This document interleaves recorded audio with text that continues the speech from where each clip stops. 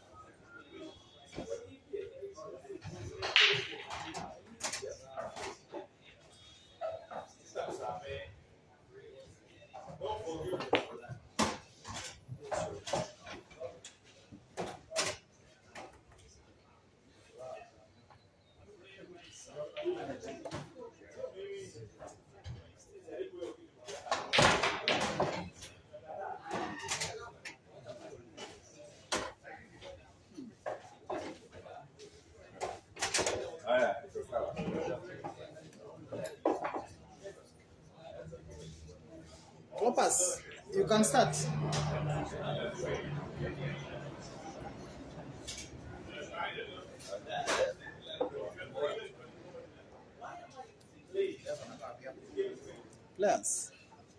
Players watajipanga.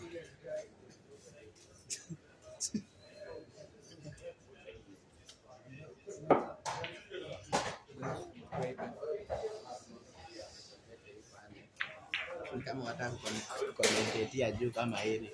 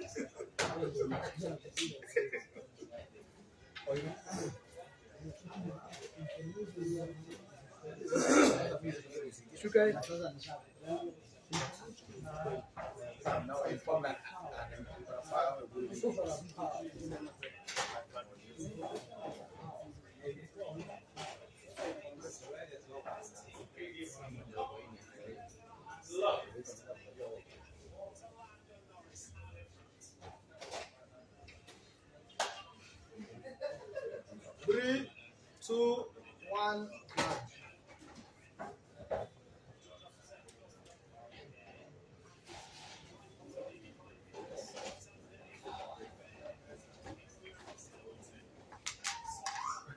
Good evening, ladies and gentlemen.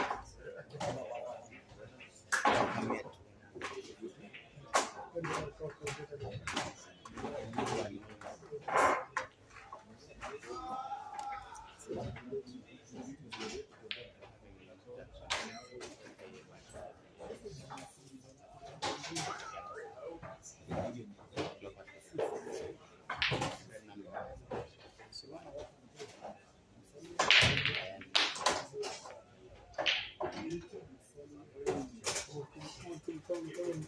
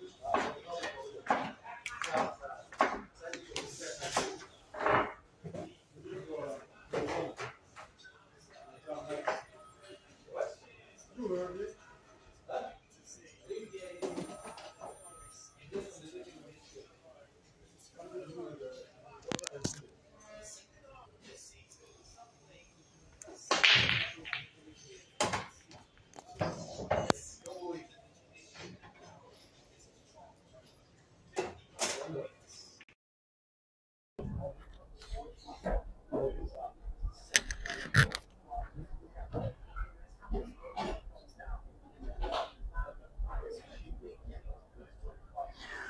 evening, ladies and gentlemen. Welcome to this live broadcast. This is game number 4 of race to 21 between Jackson Karaoke, nicknamed MREFU, against Avron Kloppers. This is a race to 21 for 20,000 Kenya shillings. One among the 3 races that we have had this afternoon and evening.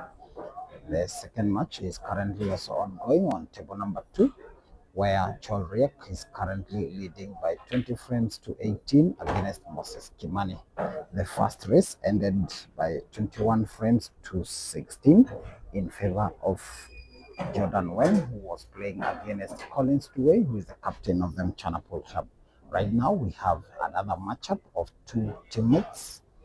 Avron Kloppers is taking on Jackson Karaoke in MREFU. These 2 players will be representing the Mchana Galacticos moving forward, having gotten signed by the Mchana Pool Club. These 2 young players have come a long way and will be beefing up the squads for the Mchana Club Pool teams, which shall be participating in the Q Masters International Tournament that is bound to happen next week in Arusha, starting 27th of August 2027. Refu is a guy who is in a black t-shirt. He is now looking to try and win frame number 3 for himself and extend his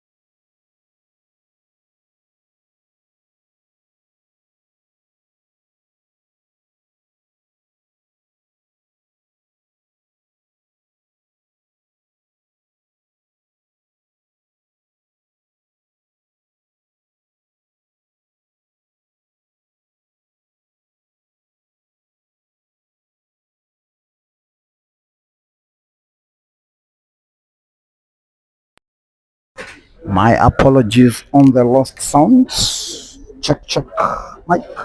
I hope you now have a clear voice. I hope you can hear me. Just in time to see MREFU winning frame number 4 and making this one even more interesting. Zachary Bon saying Kloppers will win this as usual. Muaz Mahmoud saying, come on Kloppers, man.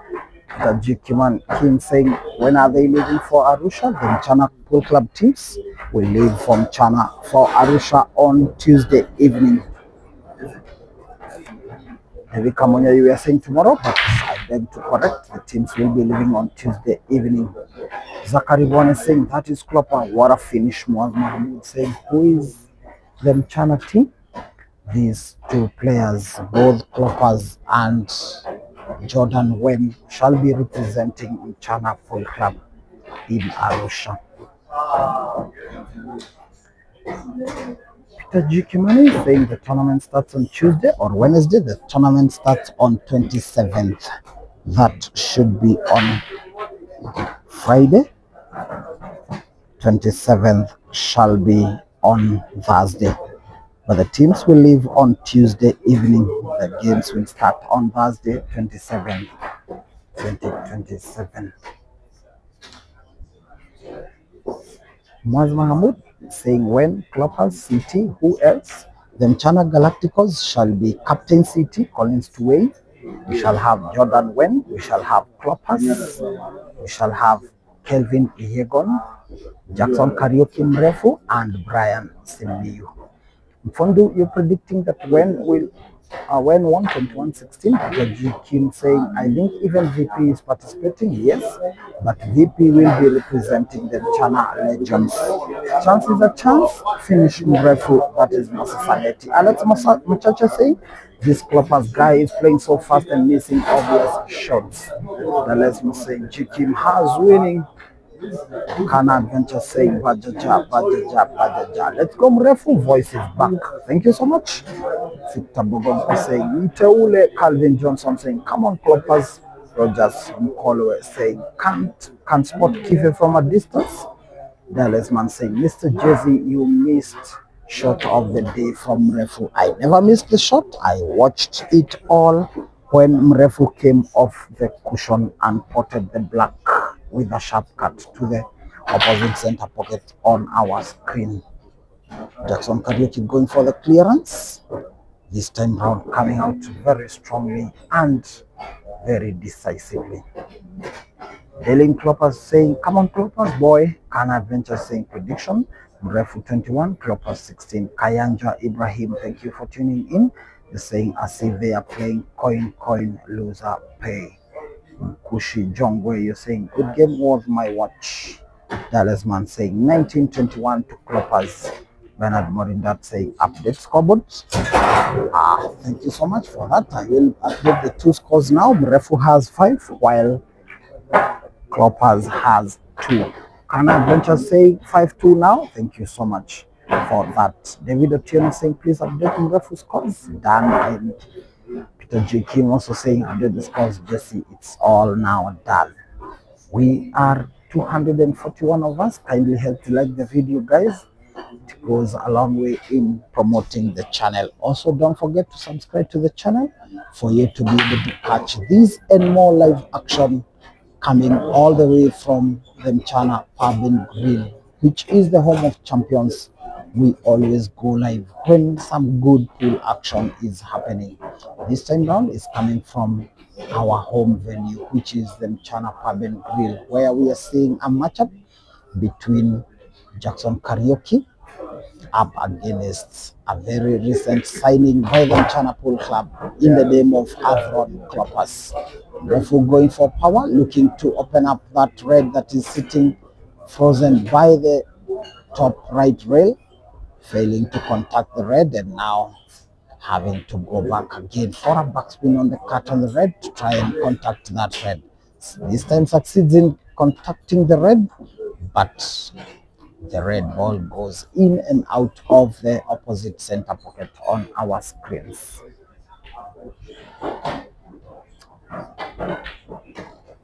Antmat Logistics saying, will Caesar and Ishmael represent Mchana? Not definitely. Caesar, I'm not sure. Well, the only people I am sure will represent Mchana is Kloppers and Wen. Jordan Wen and Avron Kloppers are the only confirmed international players to represent Mchana Pool Club, this time at the Arusha Q Masters International Competition. Coach 254 saying MREFU 21-18. Thank you so much for the predictions. Al Kasafio saying, what's the pot? They are only playing for 20,000 Kenya shillings, being one of the ways in which they get to refine themselves and get ready for the Q Masters International. Don't forget that these two are already teammates now. Both of them will be representing the Mchana Galacticos in Arusha at the Q Masters International. Antmat Logistics saying, and the two SA players will be representing Mchana on which teams? They will be playing for the Mchana Galacticos alongside Collins Tuwei, the captain, Jackson Kariuki Mrefu, Kelvin Yegon, and Brian Simiu. Those 6 players are the ones who will be representing the Mchana Galacticos in the Q Masters International Tournament in Arusha. Nkosi is saying MREFU won't do any harm to Kloppers, and Mark Logistics saying update done and ready. Now Jackson Kariuki going for the back spin, potting and bringing the cue ball even to a more comfortable position for potting the red to the top left corner pocket and possibly looking to get the perfect cue ball for black. Now going for the roll on the black, looking to have cue ball contact to cushions and come back for perfect position on the black. It's now Jackson Kariuki who is cruising and rolling, this time round leading by 6 frames to 2.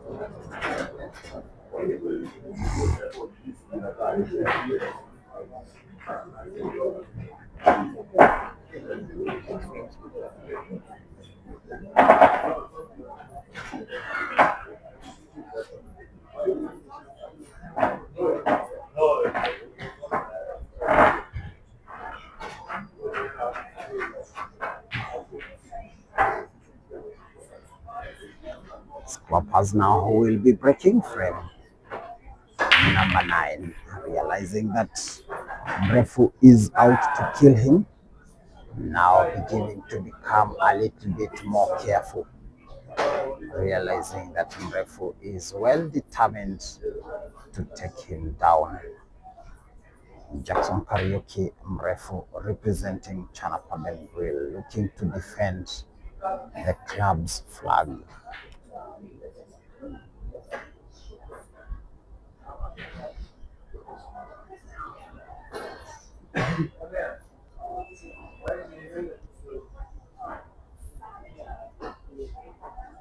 Kloppers breaks drive. MREFU closing the table on yellow. Cue ball coming so close to another yellow as well, denying him a chance on any other shots.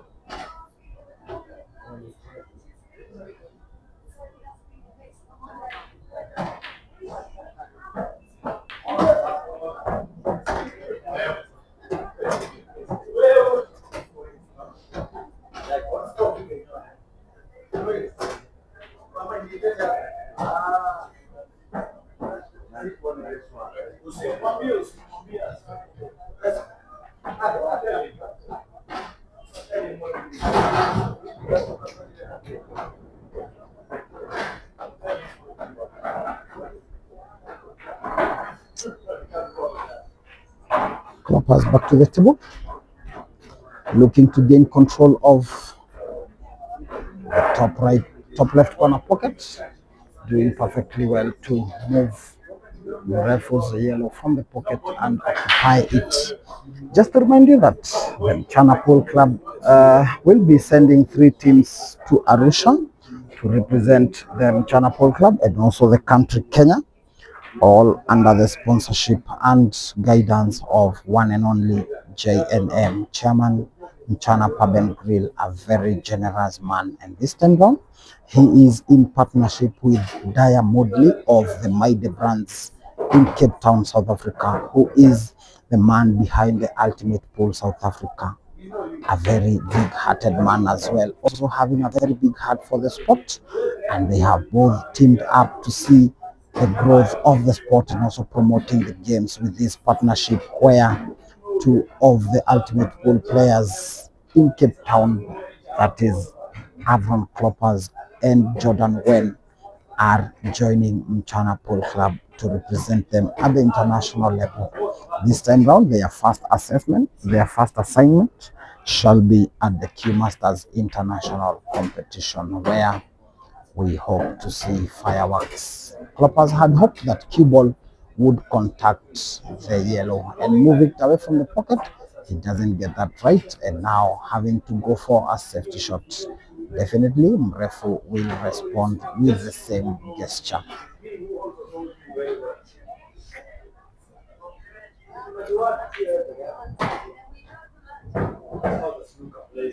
Kana Adventures is saying, come on Bajaja. Victor Bugonko saying, Jesse, Brian Simiu or Evans Kiprotich for Galacticos. I've gotten it right. It is Brian Simiu who will be in the Galacticos this time round.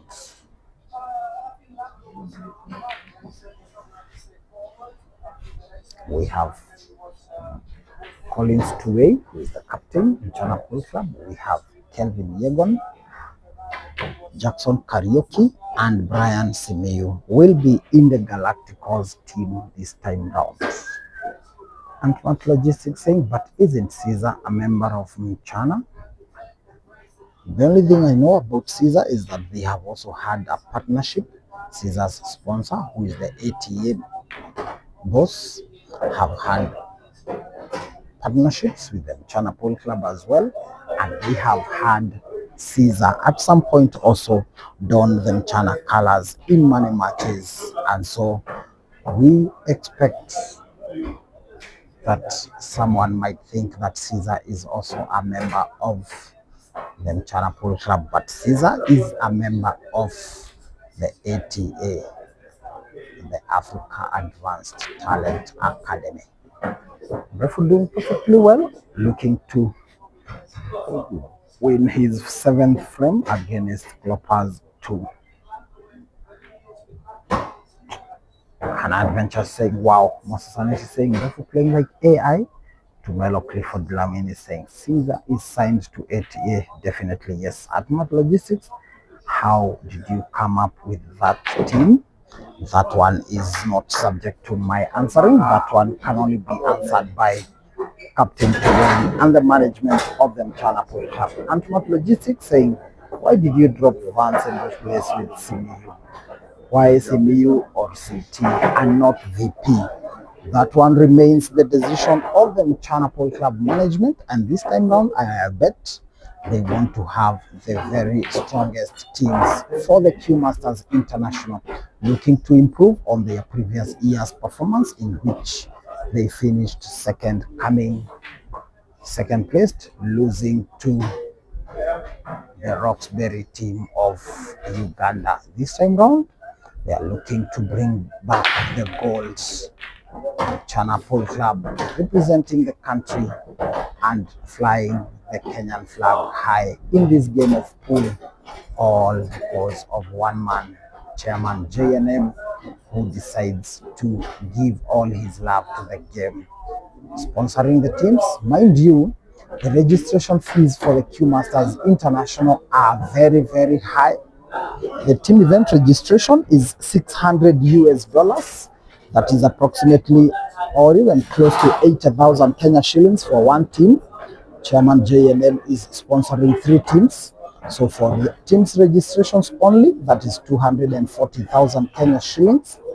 The singles event for the men, each person is registering with $80 US, that is close to 10,000 Kenya shillings, to participate in the singles event.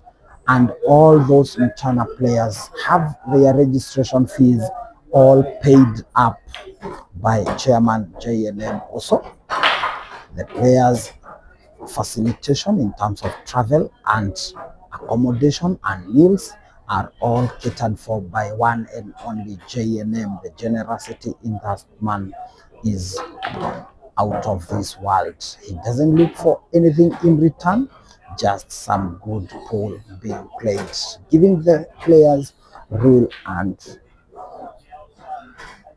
good chances to showcase their skills. I will also be participating in the Q Masters International in the singles event, and I would like to thank Chairman JNM for also sponsoring my trip to Arusha and my participation in the singles.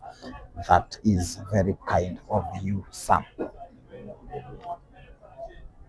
Monsignor saying Uayeye Refu, Can Adventure saying Refu sailing very good, Bernard Morindat saying Refu is on fire. This time round Refu missing to pot. What a roll by Mrefu. Isainya saying piga kuwa, Jeff Kangele saying chinja uwa alafu na kubook next. This time round it's Avron Kloppers who responds by a safety shot. Isainya saying Mrefu wants to be Kenya 1. If he is not, that is. Zachary Bone saying, hey, kumbe Mrefu is this good? Tubelo Clifford Dlamini saying, I am a robot. Avulile. Alex Moshasha saying, long live Chairman JNM. Indeed, we wish Mr. JNM a long life, considering that these players are only coming from a 21-day of South Africa, in which the deals we are seeing tonight materialize were brokered. Chairman JNM sponsored a whole team of 21 players to South Africa for 21 days, spending money and resources to make sure that they are comfortable, they participate in all competitions, and we get deals like this one in which the Mchana Polo Club gets to have international representation, this time round by Avron Kloppers and Jordan Wayne. Kana Adventures saying hats off for Chairman, and Matt Logistics saying God bless Chairman. Moses Aneti saying long live Chairman, JNM pool is now a sport courtesy. James Waye saying Refu is the current Kenya seed 1, extremely lethal. He should be playing the likes of Caesar and Ganda. And Matt Logistics saying indeed that's a great man who requires state commendation.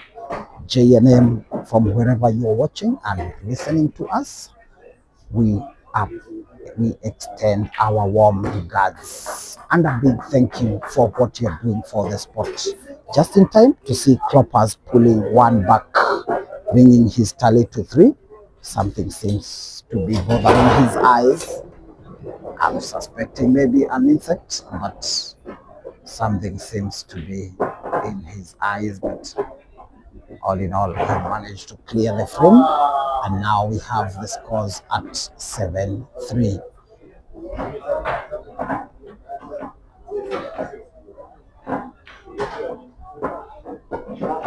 Don't forget that also this year, our chairman, Mr. JNM, has promised to give us the biggest pool tournament in the continent, promising us that the Grand Mchana, the relaunch of the Mchana Polo Club, will be bigger and better, coming back from the last edition, which happened in 2024. That was won by Caesar Chandigarh. This time round, we shall be hoping to host even more, even better, and even bigger players from the continent and from the world. The dates have been marked. It will be happening from the 9th to the 13th of December this year 2026. That is the Grand Mchana Open. So make your bets and make sure you are ready and up for the Grand Mchana Open coming back this December, starting the 9th to the 13th of December. Kana Adventure saying recovery Bajaja. Akona Faku saying I have players like Tuwei and Fahad Games. Kana Adventure saying Africa deal 1 December. Alian Abdul Karim saying no mercy, no more wajama. Akona Faku saying leave a comment so I can go like your content as well. Thank you so much, guys. Help to like the video. Make sure that you don't leave without giving us a like. Also subscribe to the channel for these and more live action from wherever it happens. This one is a preparation for the Q Masters International, which shall be going down next week, starting Thursday, the 27th of August 2027, inside the Engu Toto Sports Bar in Arusha, which hosts the Q Masters Pool Club in Arusha. MREFU doing perfectly well, looking to go on and win frame number 8 and make sure he is not within Kloppers' reach. MREFU going for the cut on the yellow, looking very dangerous tonight, leaving to the expectations of many that indeed he will give Kloppers a run for his money. Marshall saying Kenya Pool is like a second division league, so being Kenya number 1 seed doesn't mean you can take the world. That comment goes to say that we are indeed making very big strides in the game, especially considering the fact that a few years ago Kenya was nowhere in the map of the game, but because of the efforts of the many kind-hearted people in the country, led by our one and only JNM, Mr. Chairman, the game has come of age, and very soon and not long we shall be seeing the Kenyan players also competing against the world. Last year at the Q Masters International, the Mchana Pool Club team, the Mchana Knights, came second, losing to the final very closely to the Roxbury Pool Club of Uganda. So that goes to say that Mchana Pool Club is living to the expectations of many, living up to be a world-class pool club. This time round, they will be having 2 international players representing them in the names of Jordan Wen and Avron Kloppers. Both of them will be representing the Mchana Galacticos, who will be trying to go on to win a first international competition in the team event.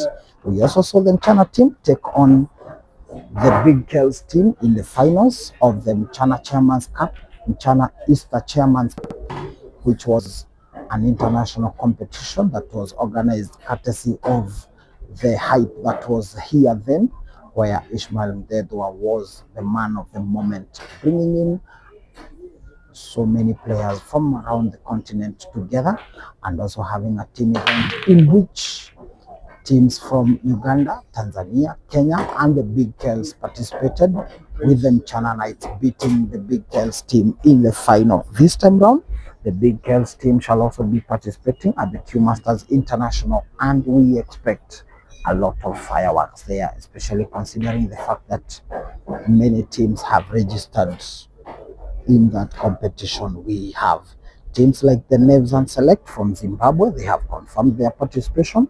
We have Team Danger from Uganda. We also have Big Girls of Nigeria, also confirmed to be participating is teams from as far as Rwanda, Congo, and definitely we expect the Q Masters to be bigger and better this time round. The Mchana Pub and Grill, the Mchana Pool Club, is also well prepared for that, and their intentions are clear with the signing of the 2 youngsters from Cape Town in South Africa through the partnership with the Ultimate Pool South Africa under the leadership of Daya Moodley. We are having to see tremendous growth in the club and also in the sport. Daya Moodley is the guy behind Ultimate Pool South Africa, also the man behind Maide Brands, who are producers of fruit juices in South Africa and the main sponsors of Ultimate Pool South Africa. This time round, we are having MREFU taking his time to decide on how best to go this frame. He's not sure whether we're not sure whether the red is going to the center pocket opposite our screens. MREFU is taking his time to check and check again before he descends on the shot.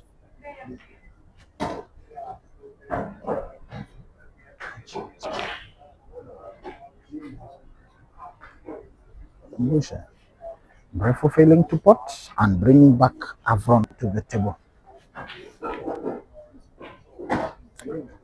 Nato responding to Marshall and saying, do you know how to play pool? Alian saying, Refu apewe ulinzi. Kana Adventure saying, a big salute to Jackson Karaoke, aka Bajaja. Long live the name. Moses Aneti saying, the leader, JK Mrefu. Avron failing to pot and even having to laugh at himself. He doesn't understand how that one failed to go in.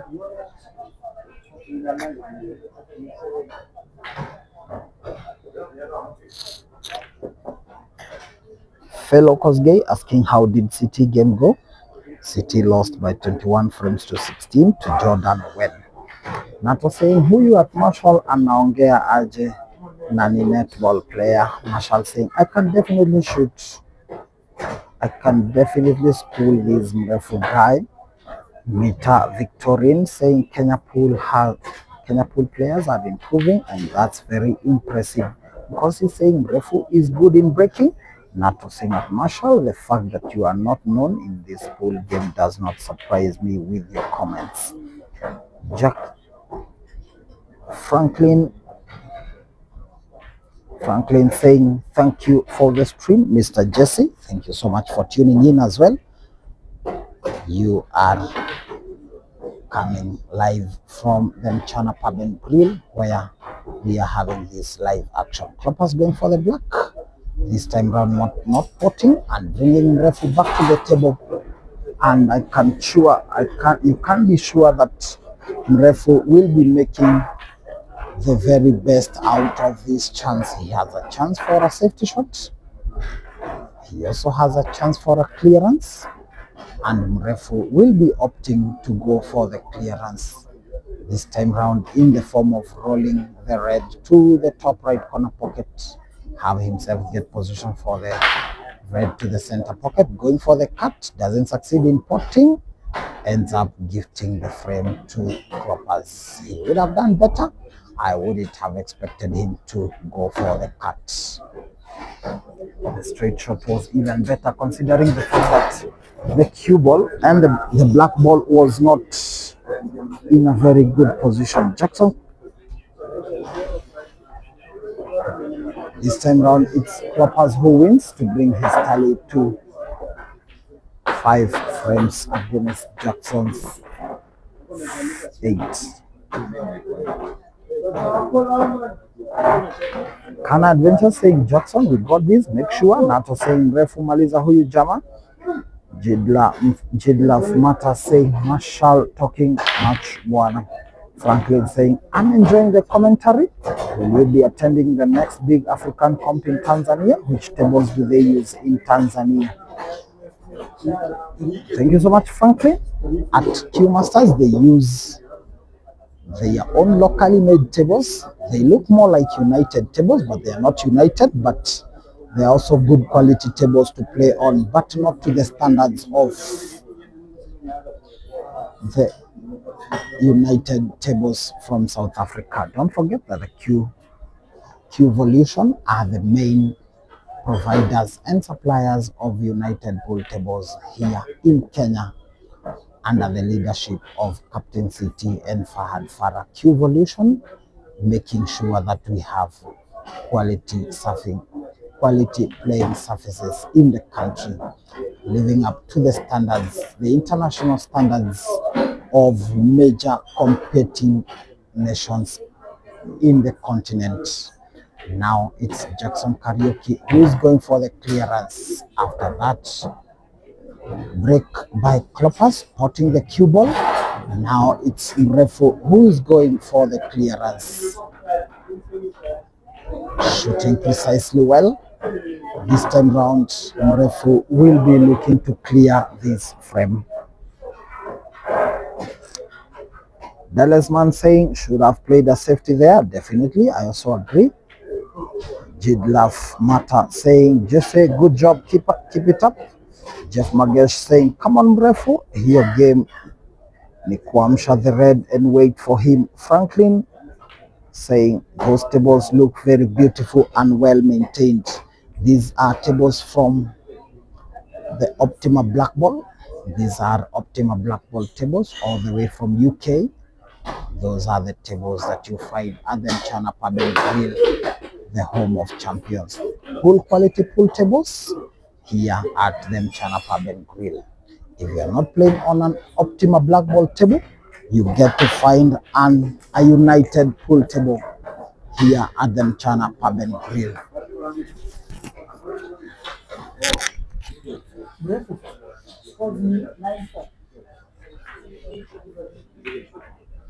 My apologies on the updates of the scores. I'm confirming that the scores are currently at 9-4 and not 9-5 as updated on your digital scoreboard on the screens.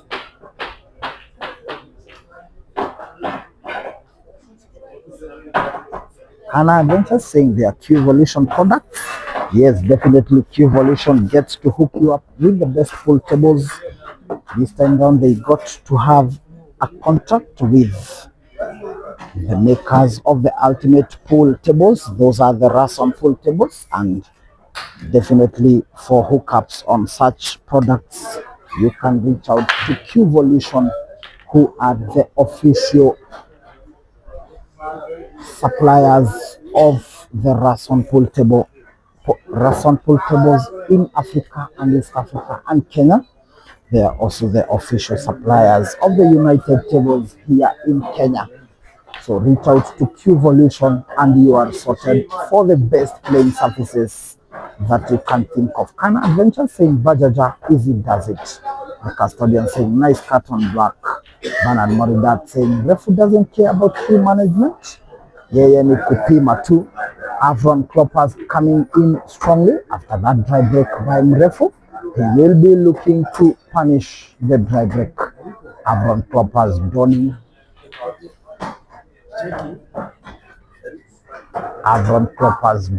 Amchana hoodie. Very soon we shall be seeing him also donning the Mchana jerseys. We shall be having to see them practice with the teams, continuing starting tomorrow. They have been practicing with the Mchana Pool Club teams starting Thursday when they jetted in on Wednesday. They have been practicing with the Mchana Pool Club teams and they will be representing the Mchana Galacticos, which is one of the three Mchana outfits that will be playing at the Q Masters International. Avron Kloppers responding with aggression there, winning that frame by a reverse clearance after the dry break by MREFU. Thomas Kabepi is saying MREFU ni Mourumani. Hannah Adventure saying Hannah Pumua MREFU. Avron Kloppers pulling one back and bringing his tally to 5 frames to 9. This time round it is Kloppers who will be breaking.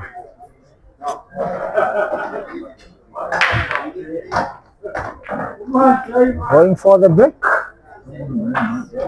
Just in time to see Jordan Wen urging Kloppers on. Hannah Adventure saying Kanyaga Shingo, apple for apple. This time round it's Avron Kloppers on the break, failing to close the table and bringing MREFU back to the table with a chance for a clearance.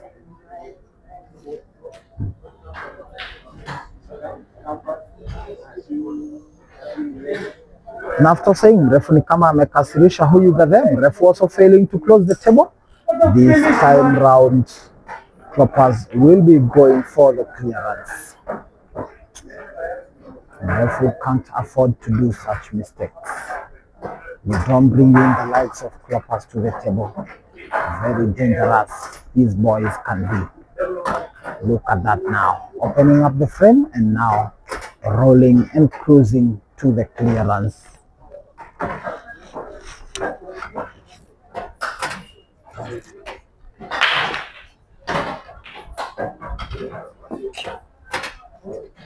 Look at how easy he makes things appear here.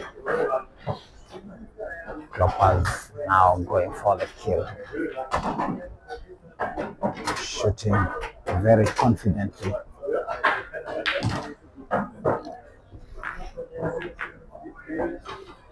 Winning his first 2 frames in a row. Avron Kloppers closing in on MREFU.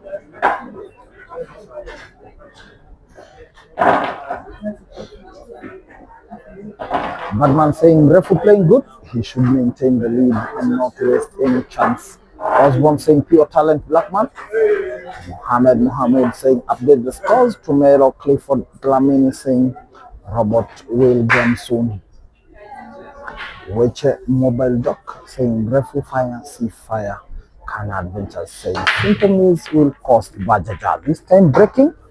Cue ball almost going in, yellow forcing itself into the pocket and denying the white the chance to go in. MREFU now has a chance to close the table and possibly gain control of the frame.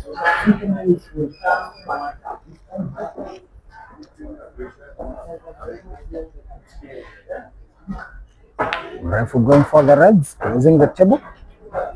Now he has full control of the frame, and now he will be looking to respond to that break and finish by Avron Kloppers.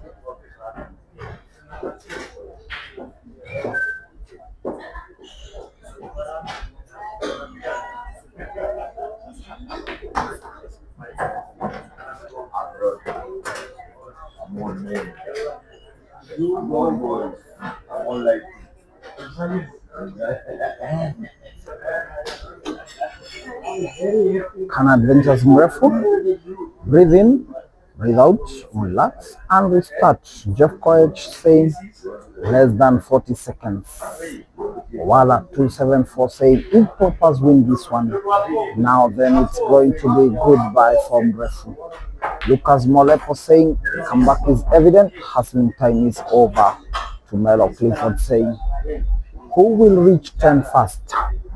Very good question there.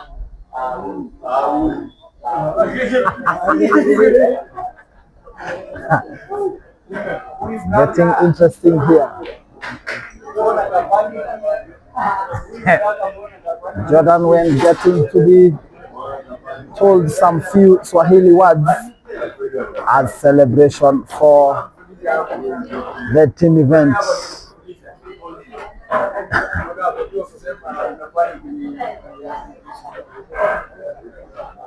Getting interesting for the boys in this East African nation, getting to enjoy themselves, getting the opportunities of a lifetime to come represent themselves, represent their countries and represent the Mchana Club.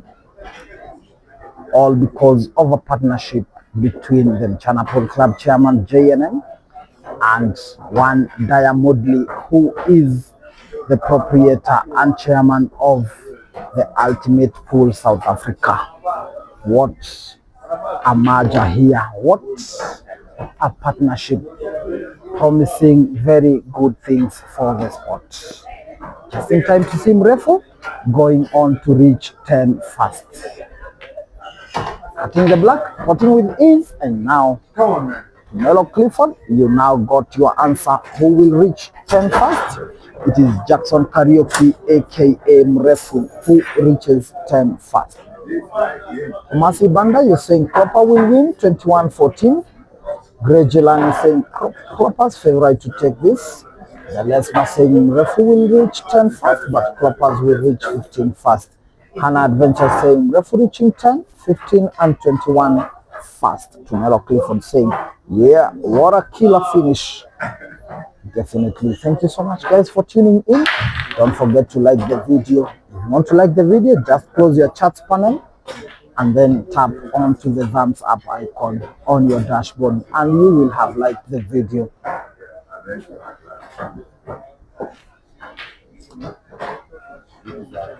This time round it's Avron Kloppers going for the clearance.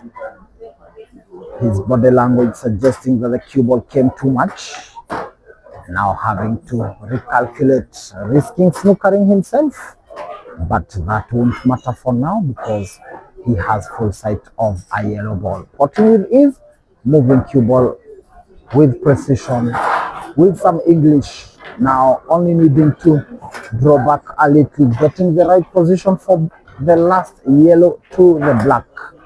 I'm sure he has full sight of it. Going for the shot and potting with ease, and the fans can't help but celebrate that clearance by Avlon. And you can hear Jordan saying, "This is Mchana."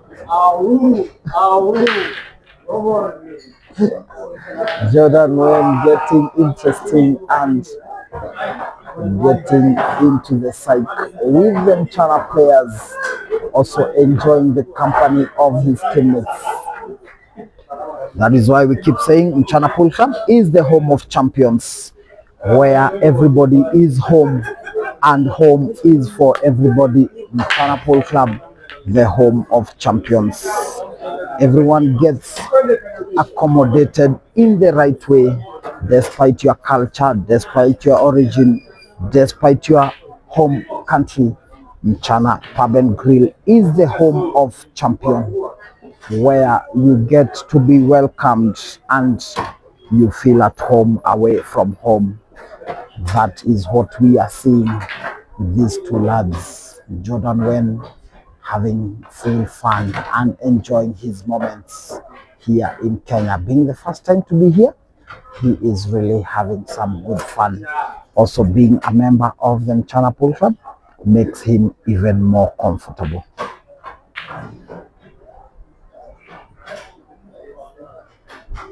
Jackson Karaoke going for the clearance, shooting very well and confidently, matching what Kloppers is serving to him.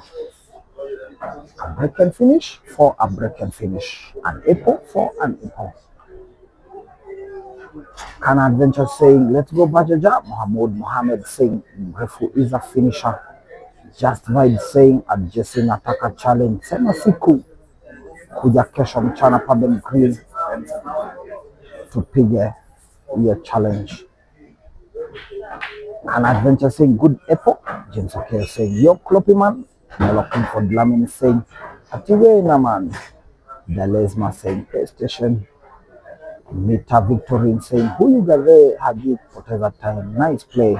Victor Bugomko saying, "Jesse is Die Hard signed by Mchana for Q Masters." Die Hard was signed from Mchana even prior to these youngsters, but recently he has been having personal issues that are keeping him away from active pool participation, and that is the reason why we won't be seeing Ishmael Die Hard at the Q Masters International, because the confirmed teams are the Galacticos have Collins Tuwei, who is the captain, also the overall captain of the Mchana Pool Club. We also have, apart from Collins Tuwei, we have Jackson Karaoke, MREFU. We also have Kelvin Yegon, Brian Simi, Avron Kloppers, and Jordan Wen. Kloppers going for the combination shot, looking to pot both red and yellow, failing, and now MREFU has the advantage of two shots. A free shot and a visit to try and clear this one. The other outfit of the Mchana Pool Club at the Q Masters International will be the Mchana Legends, who will be captained by Fahad Farah. The other members are David Njane BK, Henry Mwangi, Edwin Kikwai, Moses Kimani, Evans Kiprotich, and Noah Esekon. The other outfit of the Mchana Pool Club at the Q Masters Internationals will be the Mchana Raiders, who will be captained by Chol Riak. Then we shall have its members as John Chalo, JC, VP Patrick Mwangi, Stephen Chalo, that is K2, Gele, Maxi, and Alpha. Just in time to see MREFU winning his frame number 11. Responding to that break and finish by Kloppers, and now bringing his tally to 11 frames. Boyka is saying the engine is now warm. MREFU, watch the space. Franklin saying, that is what I like about the Kenyan nature. You are a really good bunch of Africans. Have a couple of friends from Eldoret, Tanui. Thank you so much for tuning in. Franklin Quillen the Green. Let me know where you're coming from, Frank, and also your interactions with the Kenyans, saying we are a bunch of good-hearted people. While I'm saying sorry, say again the SA team, please. The team that will be representing the Mchana Pool Club in the form of the Mchana Galacticos shall be Jordan Wayne, Avron Kloppers, Colin Tuwei, the captain, Jackson Karaoke MREFU, who is currently playing Kloppers, Kelvin Yegon, the calculator, and Brian Simi. That is the Galacticos team.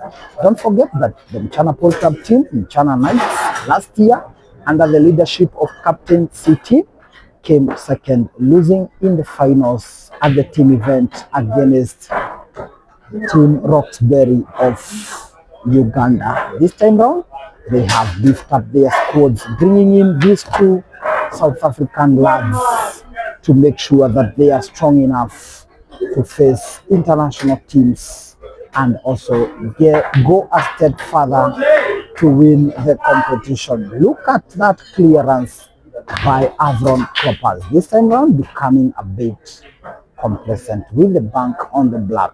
Fails to pot, and now Jackson Karaoke will be having full control of this match. Not to forget that the Mchana Pool Club will be traveling with 3 teams, close to a contingent of 30 players, all of them fully sponsored by Chairman JNM.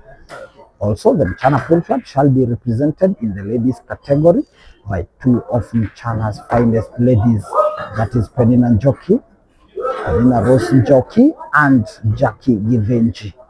The 2 confirmed Mchana ladies players will also be part of the traveling team that will represent the Mchana Pool Club at the Q Masters International. Last year, we saw our finest lady, Penina Njoki, beating Rukia Naiga in the Life 1 semi-finals. She ended up losing to Rukia as well in the grand final. She ended up losing the final to another Ugandan lady, but that was a stellar performance by Penina Rose Njoki. This time round, looking to improve her performance even better. And now Jackson Karaoke, who will be a teammate with Kloppers, is showing that he has what it takes to take on the world. Bernard Morindat is saying funny that at this point of the match, fans still don't think MREFU is winning it. While I'm saying thanks, Dallas was saying Okwatile now. Just vibes saying I'm just a challenge accepted. Kesho saa 10 niko hapo mchana. Hello Kosgei saying na Yegon atakuwa akichezea Mchana Galacticos pia yeye wakiwa na MREFU, CT na Simiu. MREFU, CT, Simiu. MREFU, CT, Yegon, Simiu, alafu UN na Kloppers, au ndo watakuwa Mchana Galacticos. Tumelo Clifford Lamini saying the robot is making the machine dizzy. 12 frames to 7 is the current scoreline. MREFU with the lead. Frank saying, I'm from South Africa, Jesse. I was the coordinator at the Ultimate African Championships we had in South Africa. Oh, I remember you, my guy. Thank you so much for hosting the Mchana Pool Club last year. but one at the Ultimate Pool Championships, Ultimate Africa Championships in Mpumalanga province of South Africa, where the Mchana Pool Club participated. And from that, we are seeing some very good progress with this partnership between the Ultimate Pool South Africa and the Mchana Pool Club, where two of their players will now be representing the Mchana Pool Club at the international levels. Moodley promising us that he will be sending more players to Kenya. Definitely we expect to see the likes of Mari, the youngster. We expect to see the likes of Diego. We expect to see so many young players from South Africa coming out of their comfort zone in Cape Town and challenging the world. And Moodley has promised that he will be making that dream a reality. Moodley is the guy, he is the chairman of the Ultimate Pool South Africa, and also the guy who is behind the Mighty Brands, who are the producers of fresh juices in South Africa. The Mighty Brands are also the major sponsors of Ultimate Pool South Africa. Very big partnership there between him and the Mchana Pool Club chairman, Mr. JNM.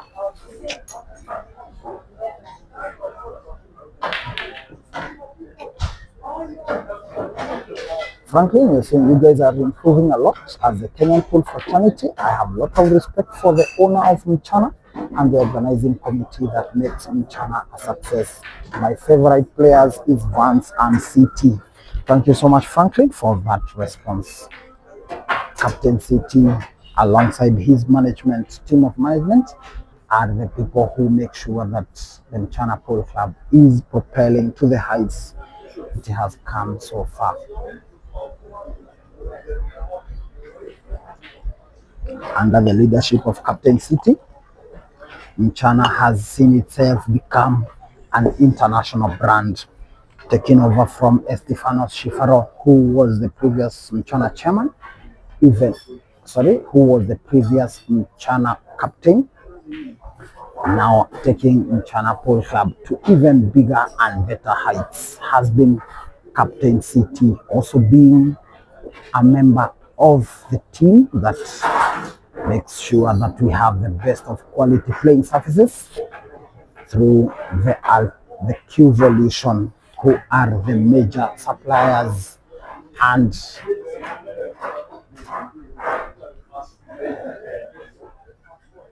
ambassadors of the United Pool Tables here in Kenya, in Africa, and also doing us very proud, having gotten into a partnership with the Rason Pool Tables, who are the official pool tables for the Ultimate Pool. Now you get to have top quality playing surfaces all through the supplies of Qvolution. Kloppers getting a bit complacent again.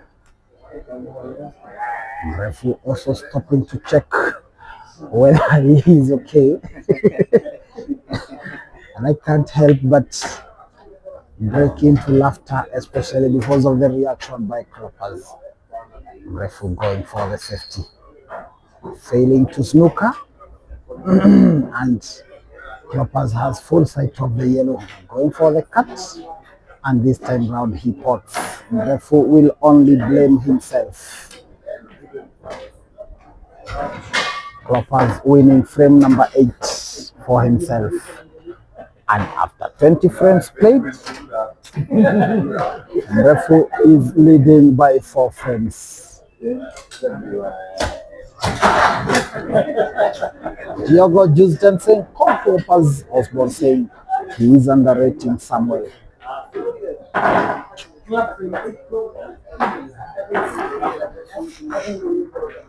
Wow. These are 2 teammates. They are also members of the Mchana Pool Club. They will both be representing the Mchana Galacticos at the Q Masters International, which is an international competition that will be starting on the 27th of August 2026. That is Thursday of coming week. The players from the Mchana Pool Club shall be traveling on Tuesday evening to get themselves acquainted to the environment and to the tables at the Q Masters International, all under the sponsorship and kindness of one man, John Mongai, JNM, the chairman, Mchana Pub and Grill. Avron Kloppers seem to be very good with his back shots. Also very good with his straight shots.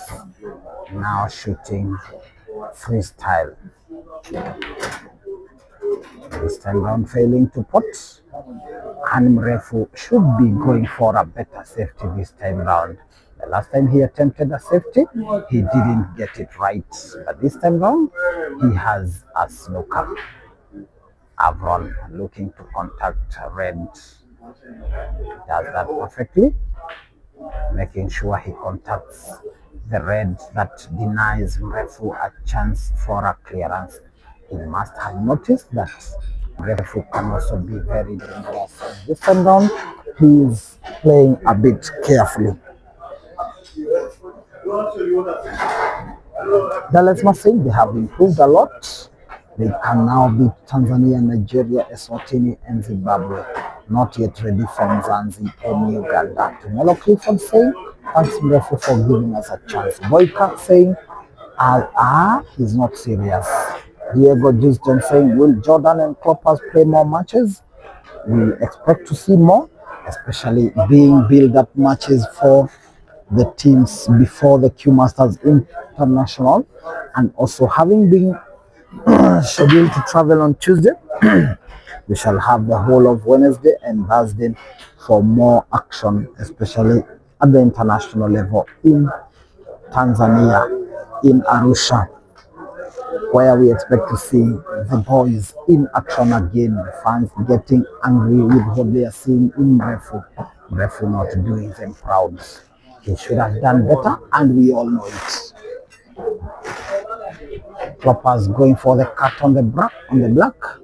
Doesn't succeed in potting. Cue ball ends up contacting black again, denying a passage for the yellow that is pointing to the bottom right corner pocket. MREFU becoming a bit complacent and too comfortable as well. Fans also saying they are not happy with what they are seeing. MREFU this time round will be hoping to do better, especially with the chance that has come his way. Olwanjao is saying these guy Kloppers will with bank shots. He is clinical indeed. I've also observed that. Tyreek Duplessis is saying the machine is here. Diego Justin saying, come on machine man. This time round it's Jackson Kariuki who is going for the clearance. Realizing that the fans are not happy with him, this time round he will want to do even better.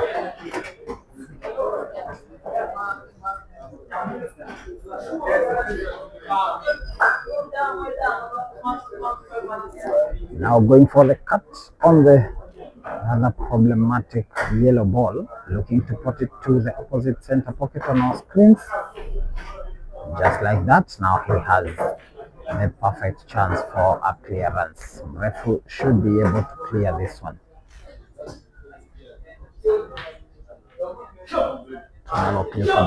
Saying one more chance please. The chance doesn't seem to be coming this time round because MREFU is looking more clinical.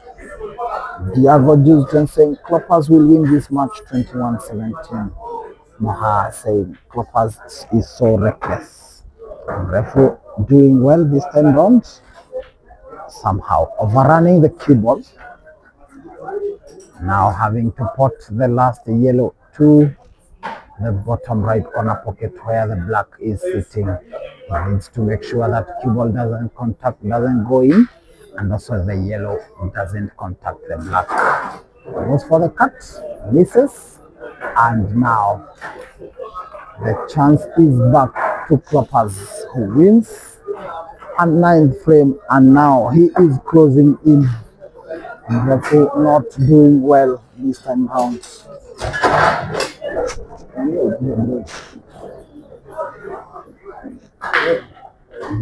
Kloppers is so reckless, but MREFU is also not clinical.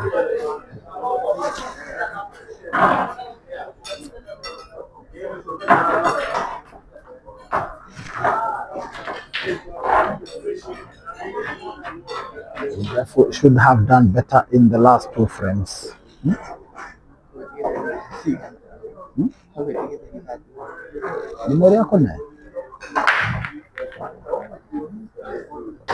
MREFU on the break, this time potting 2 red balls and the black. And now we shall be seeing Arirak with MREFU to break again. Melo Clifford saying thanks for the chance, King Refu. Kingsley Khalid saying Refu leave a player to play. You won't see England players do that. I can miss anything is possible on the table of pool. Bernard Morindat saying Refu ni kama sura ya kazi imepotea. Moha saying Klopper plays like he is playing killer. We are having to see Arirak. MREFU will be breaking again. After potting both black and reds, we have had to see Arirak.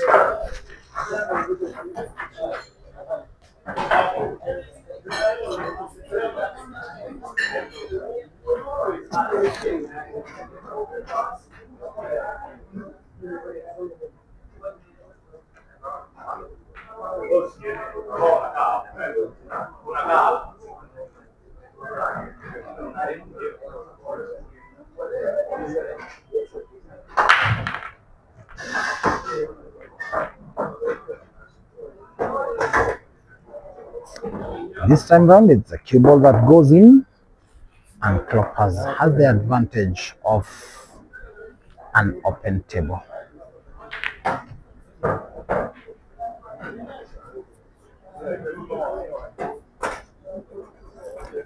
Looking to close the table on reds, doing that with precision, and now Kloppers will be going for a clearance.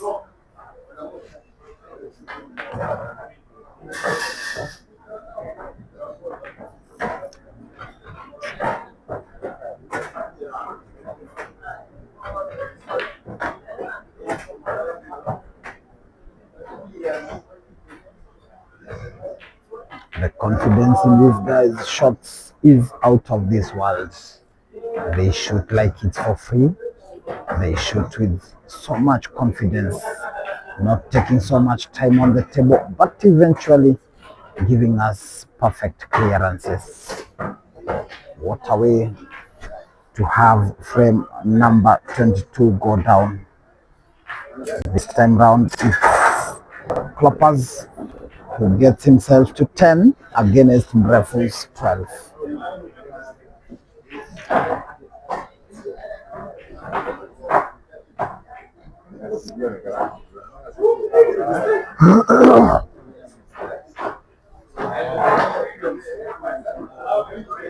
Andile, you saying I say 21-19, MREFU to win. Tyreek Duplessis, you saying Kloppers won Jerry already. Oh my God. This time round, it's Kloppers who breaks and pots the cue ball. Moha saying, come on, Bajaja. Kingsley Khalid saying, as Ghost Nation president, I advise MREFU to stay away from that guy, Ghost. MREFU will leave pool. Aiden is just ruthless. Marshall saying, I mean this guy. Melo Clifford saying, thanks once more, MREFU. We appreciate your hospitality. Greg Gilani saying, damn, he's quick. Mohamed Mohamud saying, Kloppers makes pool look easier. Michoki Nyange saying, where? Tyreek Duplessis saying, we call him Sonic for a reason. Kingsley saying, Kloppers will win. I have seen enough. MREFU is Mareza Scorpion Mokanzi. Tyreek saying, As soon as he puts three after each other, he just gets fast.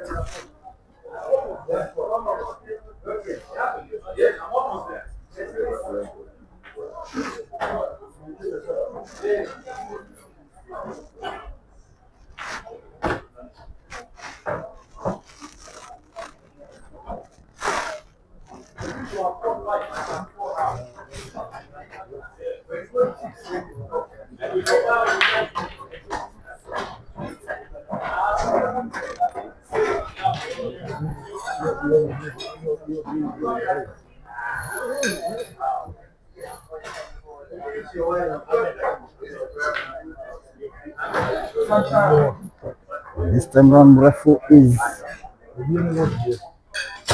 on point and he makes sure he puts even the black to get himself to 13 and begin to drift away from KLOPPERS, who is closing in fast and easy.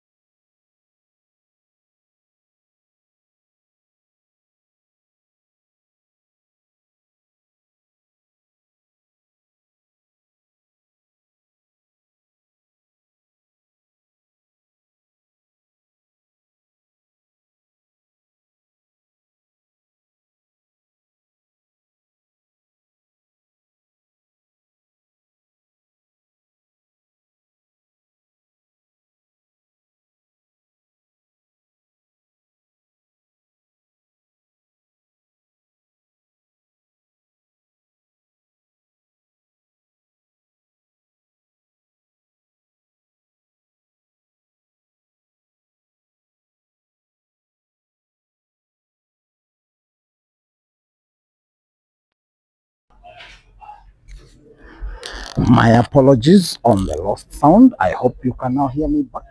If you can hear me, hit me up in the comment section and let me know whether you have me on sound. This time round, MREFU miscalculating on the cue ball placement. Thank you so much, Marshall, for that heads up. Say you've muted yourself, sir. Tarek Duplessis is saying no sound. I hope you can hear me now. Diago Justin saying no sound. Can you hear me now? Let me know in the comment section whether the sound is back. This time round, it's Avon who gets a chance. Tarek Duplessis is saying sound now on. Thank you so much for keeping me updated. Sometimes the microphone will go off without your knowledge, and it's only the fans who can keep you well updated, and I really appreciate that. Also, don't forget to like the video, guys, for this and more live pool action. Also subscribe to the channel to ensure you catch us live every time we are in action. This time around, it's Avron who misses on that last shot to the black. Referee potting the yellow and having the cue ball come back up table for position of black to the center pocket opposite on our screens to win himself a 14th frame and regain his 4-frame lead.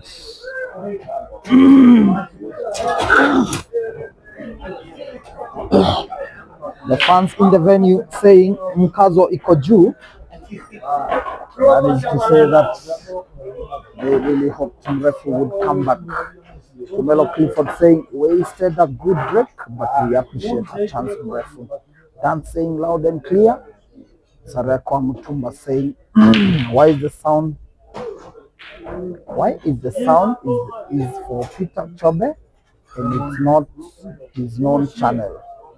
This is the sound of Jesse Mwaura, who is the one providing you with the audio and video of the Mchana Pole Club, possibly because Peter Chobe is my mentor, could be the reason why you think it's his voice, but this is the voice of Jesse Mwaura of Kenya and not that of Peter Chobe. Paul Ndiba say scoreboard not visible. Which scoreboard is not visible? The scoreboard on our screen can be visible. The one that is physical is the one that you can see because we don't intend to use it. We are only intending to use the scoreboard that is on our screens. Kloppers on a roll. Winning his 11th by a break and finish, and the fans can't help but applaud him. Kumelo Clifford, you're saying, who will reach 15 first? What a question. Bernard Morindat saying, sound is okay. MREFU to reach 15 first. Joseph Kaberu saying, where did Fa? Can you complete your question? I don't get to know what you are saying. This time round, it's MREFU to break. He pots one yellow ball, also pots one red ball, and this should be an obvious clearance for Jackson Karaoke, if at all he is to bring his A game onto this frame.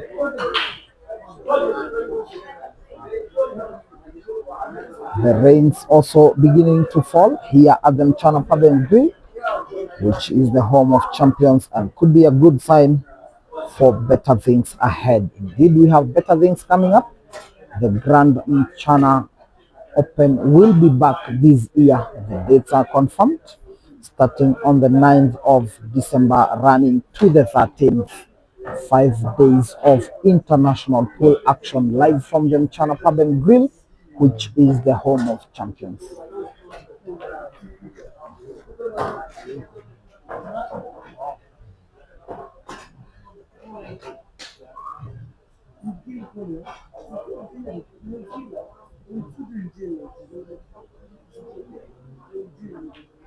Muaz Muhammad saying that's more like Kit Avron. Tyrone saying Kloppers is playing with his meal now. He need punish him now is the time, man. Kingsley Khalid saying from SA, killer streaming and good commentary. Thank you so much. Tariq Duplessis, you're saying let's go Klopp, show them your class. Dalesma saying MREFU 15 and 21 is shy for Kloppers. Nkosi saying MREFU put more power on his bricks. Joseph Kaberu saying, where did Fahad disappear to? It has been long since. Fahad was here last week, 2 weeks ago, in the Sunday battles. Fahad was playing Captain CT. So Fahad is still around and still in action, just in time to see MREFU on the verge of putting the black and winning his 15th frame and now needing only 6. MREFU saying akipiga break and finish hata mimi ninapiga. Just to tell you that MREFU is responding to Kloppers' aggression with aggression, responding to break and finish with break and finish. That is how hot things are here. MREFU has consistently maintained the 4 frames lead, and now Jordan Wayne is also joining the camp and saying, what a finish. Kloppers looking to respond to that break and finish with a break and finish. breaking with power, potting one yellow ball and also one red ball. Now going for a combination shot on the yellows to try and close the table, fails to pot. And now MREFU has the advantage of an open table to try and extend his 4-frame lead to 5. Tariq Duplessis saying no room for mistakes. Kingsley Khalid saying killer value as Mchana is treating our former African champion in Ismail like your own. Killer value, Mchana Pool Hall. Thank you so much for that compliment. Mchana Pool Club is the home of champions. Anyone, from any country, so long as your interest is pool, Mchana Pool Club is your home and everyone is welcome, and the hospitality goes a long way to make you feel more like you are at home. This time round, referee potting the cue ball off, and he doesn't like the fact that the cue ball contacted red and went into the pockets. Kloppers with the advantage.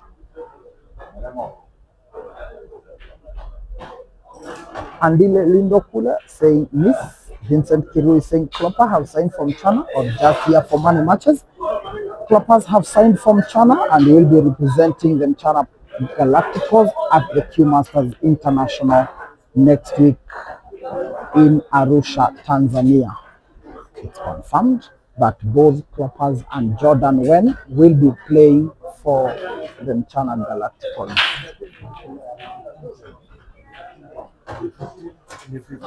15-11. 15-11. Look at that cue ball manipulation by Kloppers. And now the cue ball overrun. And now Kloppers will be looking to play a safety shot. I don't know how best he can play a safety shot here. And MREFU is now saying Huyu Niwate.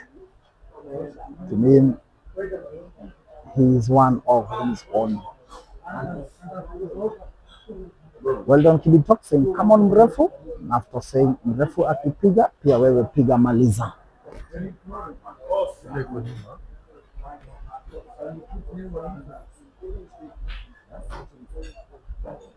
Kaifa saying this kind of guy is hustling Kloppers, pretending not to be good.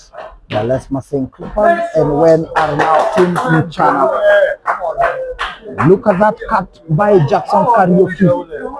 That is a very good shot by Jackson Karaoke, making no mistake, ensuring that he doesn't want to bring Kloppers back to the table this time round. It's that yellow that is stopping him from going to 16 on the log. And MREFU is just very precise, potting it and now having perfect position for black and now going to 16 frames to 11. The Let's Machine Kloppers and Wen are now team in China. Definitely they are, and they will be representing the China Galacticos alongside Collins Tuwei, the captain, Kelvin Yegon, Calculator, Jackson Karaoke, MREFU, and Brian Simiyu. Those 6 players will make up the China Galacticos at the Q Masters International in Arusha, Tanzania, starting next week on 27. Like the video, guys. Also subscribe to the channel for more live action, especially that action that will be coming live from Arusha, Tanzania, starting next week, Thursday. These players have been here since Wednesday. They have been training with the China Pool Club teams, and now they are only continuing with the practice. This is one of the many ways in which the China Pool Club players get to practice and get to sharpen their skills, taking on each other in money matches, which are partly sponsored by our one and only chairman JNM, making sure that the players are in competition mode all the time. Sereko Komwa Mutumba saying, do we have any international tournament upcoming at this venue soon? Yes, definitely. The most recent one will happen in December. The Grand China Open will be back this year, bigger and better. And as promised by our chairman, Mr. JNM, he said this time now, it will be the biggest pool tournament in the continent. So watch out for the space because big things are coming up. They meet Shangase, they're saying no mistakes. Now Kloppers, Tyreek Duplessis saying no room for mistakes. To Melo Clifford saying, yeah, come adventure saying, Hivo Hivo Bajaja. Pets Comedy saying, MREFU is Kenya 1. Dalesma saying, another shot of the day by MREFU. Gideon Kamora saying, MREFU blazing. To Melo Clifford saying, side speed can kill you, real death. Dalane is saying, so it's not Fela Mazambane who has this tendency. Martin Mutegi, you're saying, what a shot. Mohamed Mohamud saying, MREFU wins 21-17. Keep the comments coming. Keep your predictions coming as well. Just in time to see MREFU on the verge of winning a 17 for himself to bring himself to only needing 4. This time round, he will be using his left hand to try and draw the cue ball backwards, doing that perfectly well. Just to show you that MREFU is multi-talented. He can shoot with both of his hands and he can as well control the cue ball with both. This time round, rolling the red, coming so close to potting but failing.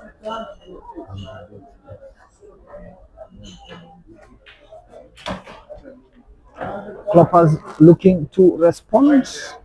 This time round, he will be using power, looking to play the combination shots. And I can tell you for sure, if he should put this one, it will be as good as over. And Kloppers is doing it arrogantly and showing us just how talented he can be, making sure that nothing stands in his way, clearing the frame with very high confidence. Kloppers now at 12, MREFU at 16. MREFU will regret why he did not make that shot.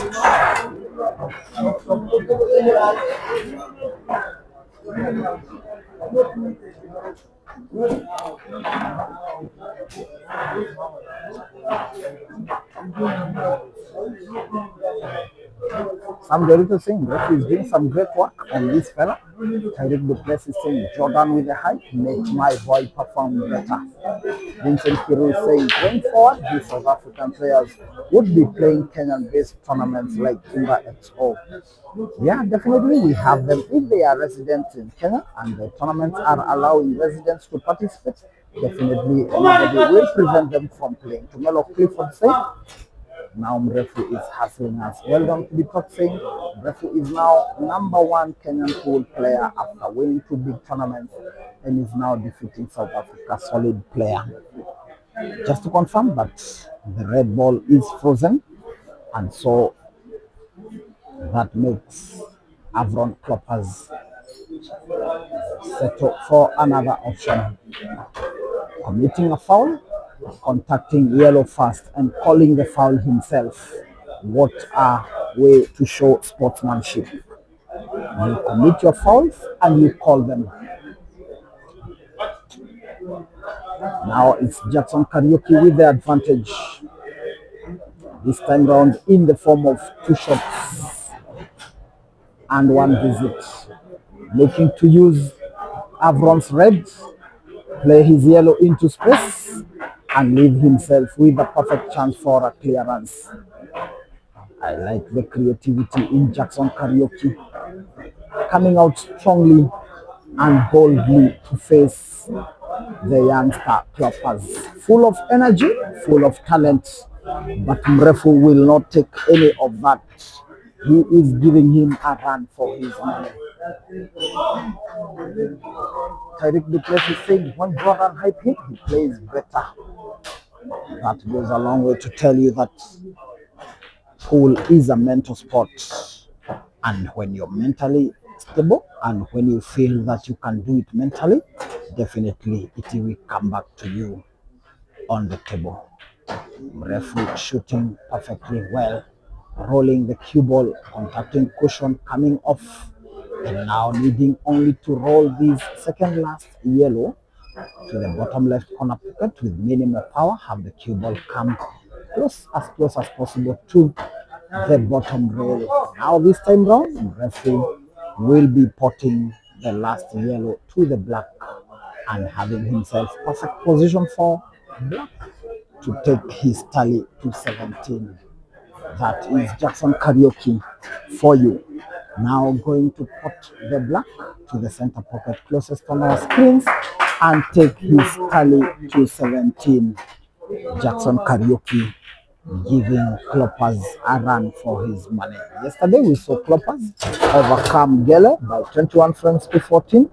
Today it's Jackson Karaoke who is on a roll, shooting very precisely.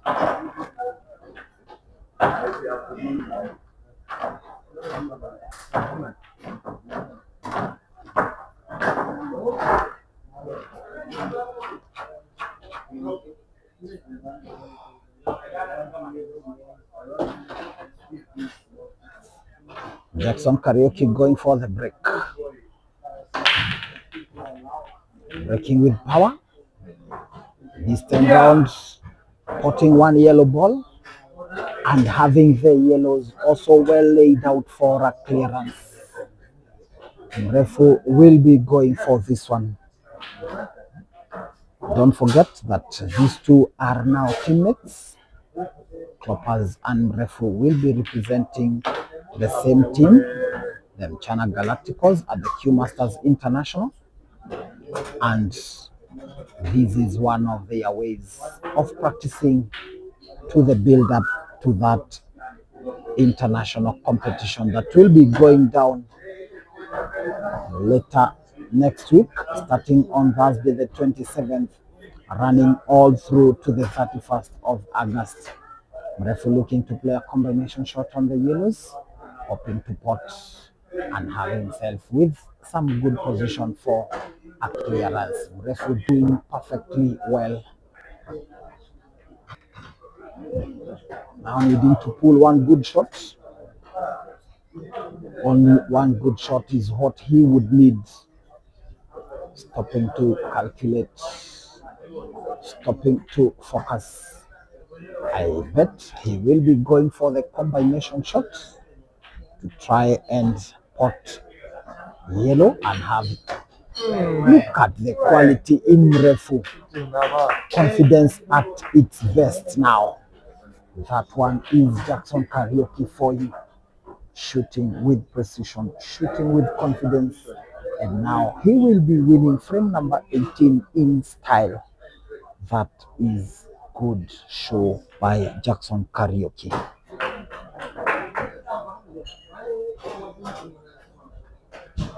Well done to be talk, saying hope Ishmael will pay this South African player. Tumelo Clifford saying, where is guy had to rescue the machine? This time round, MREFU coming so close to snookering himself. I'm not sure he has full sight of the black. His body language suggesting that he will be going for a mercy shot. A simple curve on the ball, on the cue ball to contact black and pot. And just like that, MREFU pots the black and goes to 18 frames to 12.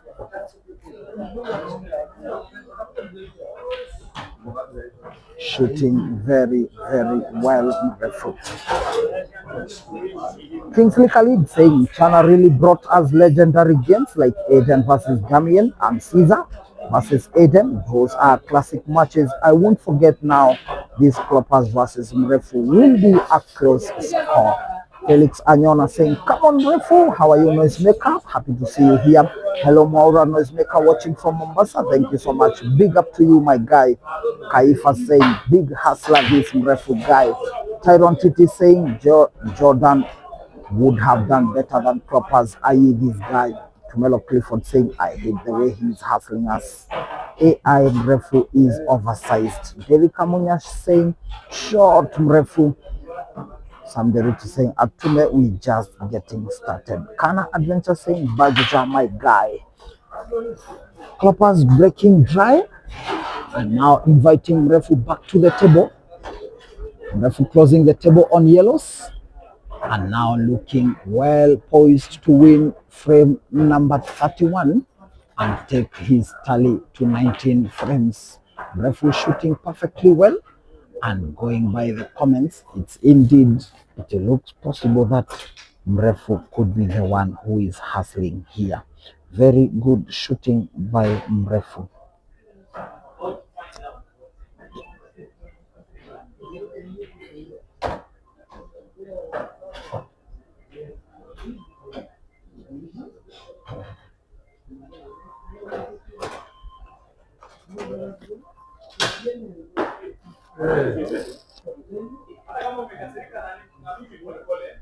MREFU going for the clearance. Shooting with minimal power. Somehow underrunning the cue ball. He would have expected the cue ball to run a bit further up the ball, but it stops just at the point where he will need a very sharp cut on the second last yellow to the black. Kaifa saying, I must practice this kind of hustling. You will think he's a fish and even get frustrated when you friends again. You win friends against him. The Malan is saying, where is Jordan when Peter? This is Jesse Moura, not Peter. But Jordan Wen is also in the venue. He played his match earlier against the captain of the Mchana Pool Club, winning his match 21 frames to 16. But this time round, it is Jackson Karaoke who will be potting the black and bringing his tally to 19 frames against Kloppers 12.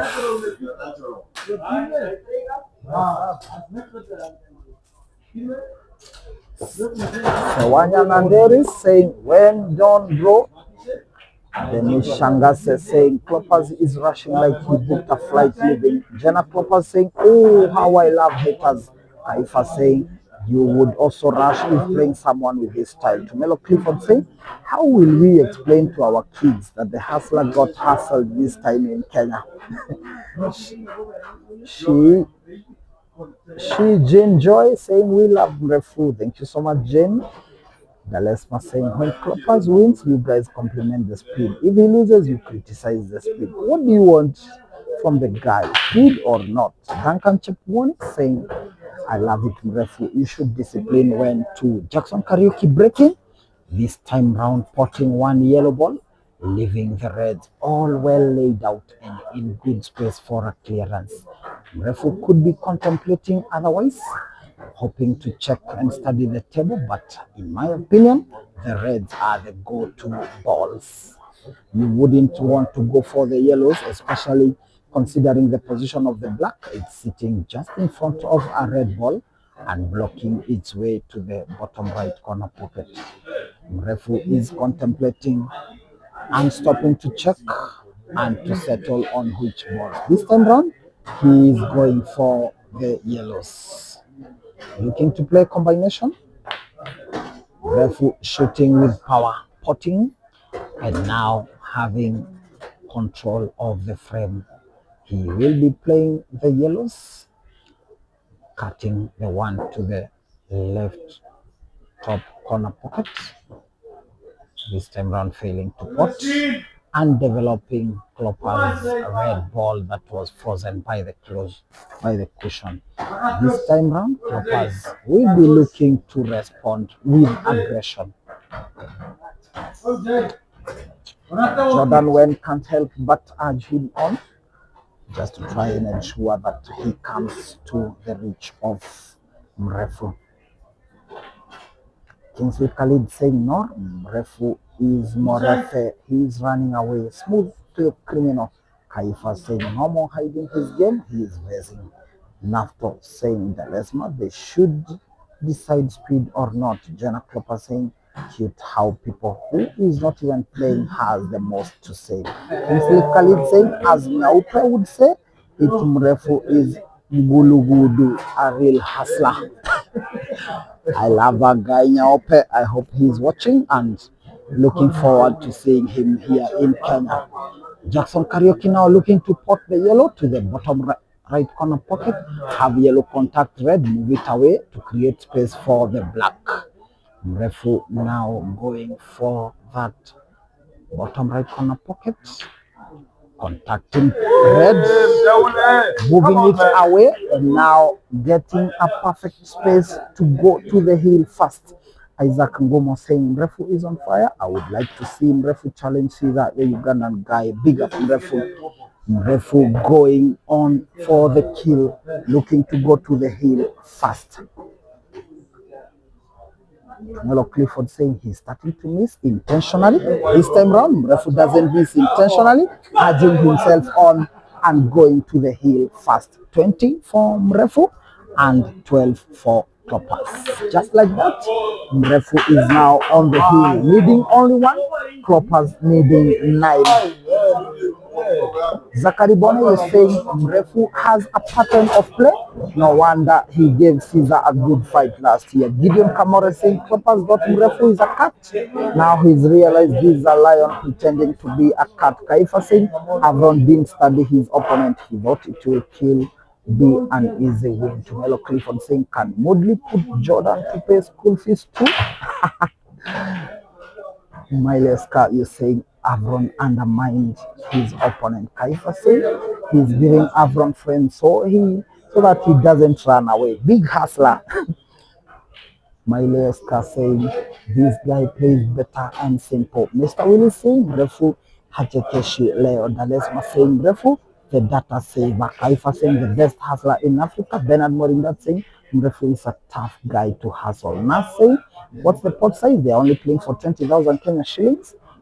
Being one of the ways the Chana Pool Club players get to practice every day. We get to be entertained with some good matchups. Dub them Chana Sunday battles, one of the ways in which the chairman JNM makes sure that the players are always in competition mode and always showcasing their skills. Duncan Chapkoni saying discipline master, and after saying you guys are used to players in South Africa. When you get out of South Africa, you will realize they are good players. Melo Clifford saying MREFU is oversized for real. Ken Talane is saying Kloppers is very good, but the pace is the problem. Nothing, no doubt MREFU is Kenya 1. Gideon Kamara saying MREFU is the real poison. Just in time to see MREFU on the verge of bringing a close to this matchup.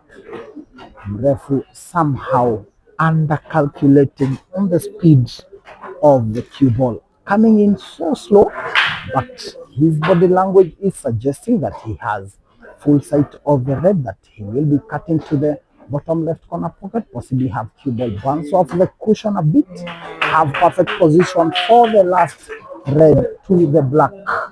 Now MREFU coming out very, very strongly. Moha saying, is Avron paying the full amount jersey or sponsored by JNM like MREFU? The players get to pay only half of the amount, and our chairman JNM pays for the half of the loot. John Mong is saying important to perform, then he performs like this. Better Akina our Vance and likes of Akina VP. Miles Oscar saying MREFU is not hustling, just his style of play and stance is not scary. Don't look at the stance, look at the accuracy. Jackson Karaoke popping the black for the 21st time in this race to 21, and in under 2 hours our race to 21 is complete.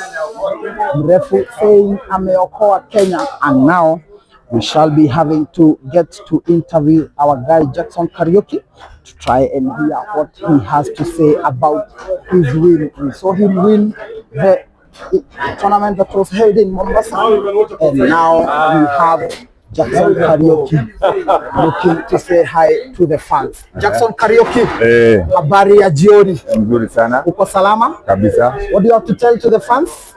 Kiswahili sasa hapo ndio. Kiswahili, waambie kitu, waongeleshe kitu, waambie kitu. Naweza waambia mafanzi wangu, endelea hivyo hivyo, mkaze, na mimi napima kabisa.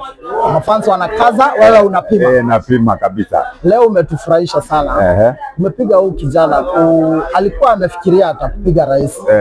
Na wewe ulikuwa umefikiria nini? Mimi hata jana juzi nikilala, ilikuwa on Friday, nikilala nilikuwa na mote, yani ulikuwa unatamani kucheza naye? Mbaya sana. Ulikuwa umeona ni customer kwako? Si customer, is a good player. Yes. Yes. But you knew you would beat him. Ukiacha na kumaliza. What gave you the confidence that you can beat him? Wakati nilianza kuongoza, yes, game 3 mbele, hapo ndio nilipata confidence. Ukajua hakuji? Hawezi kuja. Alikuwa anakaribia kukufikia, unafungulia tatu. Nafungulia yote. Congratulations MREFU. Yes. Right now watu wanasema wewe ndio Kenya 1. Thank you. Unawaambia aje? Makofi tena. Makofi tena kwa MREFU, amekubali kwamba kwa sasa hivi yeye ndio Kenya 1 kabisa. Na tutarajie mazuri kutoka kwako. Tunaenda Arusha next week. Tutarajie nini kutoka kikombe Arusha? Na number 1 kama last kawaida. year mchana walikuwa number 2 kwa team event. Yes. This time round mmeongezewa KLOPPERS na Jordan Wen. Sasa ni na kwenda utakuwa timu moja na hao. Sasa ni kwenda kufinish kumalo. Mnaleta hiyo kikombe Yote. Tunawatakia mazuri hata pia kwa singles na shukran kwa kuwa nasi na kutufurahisha. Thank you. Have a good evening and goodbye. Bye. That is MREFU saying to the fans goodbye. Waambie kwa heri. Come on, man. Thank you. That has been Jackson Karaoke telling us that we should expect good things from him. That is a good way to end the day and also call ourselves a good evening. We shall be looking to better things in the future. For now, it's a goodbye and a good night from my end. Thank you so much for tuning in. Don't leave without liking the video. We really appreciate your support, guys. From wherever you are, it's a good night from Mchana Pole Club. Thank you so much.